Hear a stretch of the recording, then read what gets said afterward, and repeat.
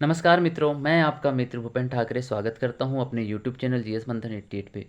और आज का जो हमारा टॉपिक है वो एक ट्रिक पर आधारित है जो कि भारतीय इतिहास के अंतर्गत जो हम लोग आधुनिक भारत पढ़ते हैं। और आधुनिक भारत में हम लोग प्रथम गोलमेज सम्मेलन, द्वितीय गोलमेज सम्मेलन और तृतीय गोलमेज सम्मेलन को पढ़ते हैं। तो उसके लिए एक छोटी सी ट्रिक है और वो ट्रिक मैं आपको बताता हूँ कि कैसे हमको याद करना है। तो कैसे याद करेंगे उसके लिए एक ट्रिक है, देख लीजिए यहाँ लिखा है पी जी डी सी है ना, PGDCPT। कैसे याद करेंगे P G D C P T हम लोग PGDCA करते हैं जो कि कंप्यूटर का कोर्स होता है, उसी तरीके से है यहाँ पर PGDCPT। ठीक, तो अब हमको समझना है कि कैसे याद करना है इसको। तो पी से होता है प्रथम गोलमेज सम्मेलन। ठीक, और प्रथम गोलमेज सम्मेलन को याद करने के लिए एक और ट्रिक है, उस पे सामने की मतलब वो कौन सी तारीख को हुआ था और कौन से महीने में हुआ था, तो उसके लिए है NSN। ठीक, NSN। तो N से होता है नवंबर, S से होता है सितंबर और N से पुनः होता है नवंबर। और आगे है 12 7 17, 12 में 7 जोड़ेंगे तो 17 हो जाएगा, ये हमारा गणित है। ठीक, PGDCPT, तो P उसके बाद में D मतलब द्वितीय गोलमेज सम्मेलन और T तृतीय गोलमेज सम्मेलन। और कैसे है ये, प्रथम गोलमेज सम्मेलन का N, द्वितीय गोलमेज सम्मेलन का S और तृतीय गोलमेज सम्मेलन का पुनः S, है ना। और क्या है 12 7 17। तो अब कैसे याद करेंगे इसको, देखो जो प्रथम गोलमेज सम्मेलन हुआ था पी से प्रथम गोलमेज सम्मेलन जो कि नवंबर 12 तारीख को हुआ था, मतलब 12 नवंबर 1930 को प्रथम गोलमेज सम्मेलन हुआ था। और याद रखेंगे गोलमेज सम्मेलन 1930, 1931 और 1932 को हुए थे। प्रथम गोलमेज सम्मेलन 1930 में, द्वितीय गोलमेज सम्मेलन 1931 में और तृतीय गोलमेज सम्मेलन 1932 में हुआ था।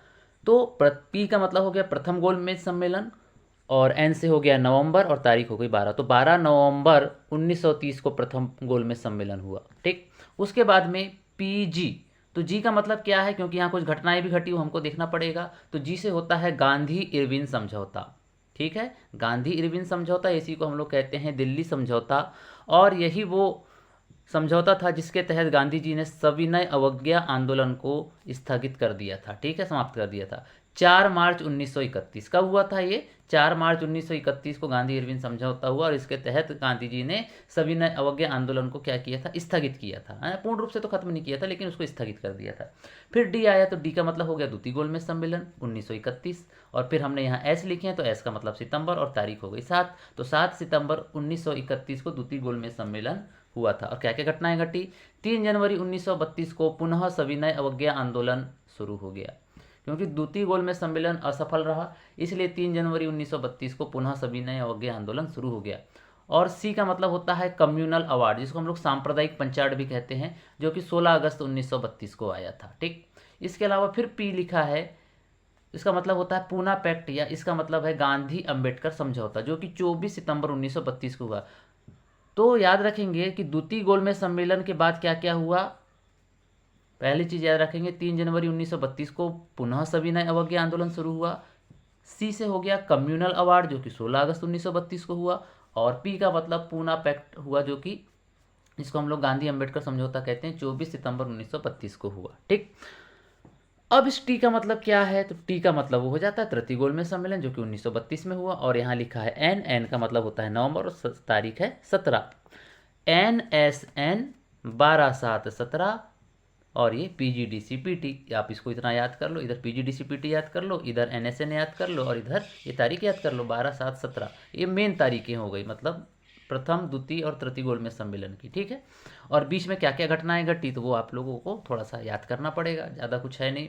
ये वाली ट्रिक पकड़ लो और बाकी डेटों को याद कर लो, आपको याद हो जाएगा, कोई बड़ी बात नहीं। 2 4 6 बार प्रैक्टिस करोगे आपको पूर्ण रूप से ये चीज़ें याद हो जाएंगी। और याद रखेंगे तृतीय गोलमेज सम्मेलन जो कि 1932 को हुआ था, 17 नवंबर 1932 को, उसके पश्चात क्या हुआ था, 7 अप्रैल 1934 को पूर्ण रूप से सविनय अवज्ञा आंदोलन को वापस ले लिया गया या इसकी समाप्ति कर दी गई। ठीक है, कब, 7 अप्रैल 1934 को। तो इस तरीके से ये एक छोटी सी ट्रिक है, आप इससे चाहें तो चीज़ों को बहुत आसानी से याद कर सकते हैं। PGDCPT NSN 12 7 17। PGDCPT NSN 12/7/17। बार बार आप इस चीज़ों को पढ़ोगे तो आपको सारी चीज़ें याद भी हो जाएंगी, ठीक है, और बहुत लंबे समय तक आपको याद रहेंगे, आप भूलेंगे नहीं, ये मेरा वादा है आपसे। तो चलिए आज के लिए इतना ही रखते हैं, मिलते हैं फिर नेक्स्ट वीडियो में। जय हिंद, जय भारत, जय श्री राम, जय माँ भारती।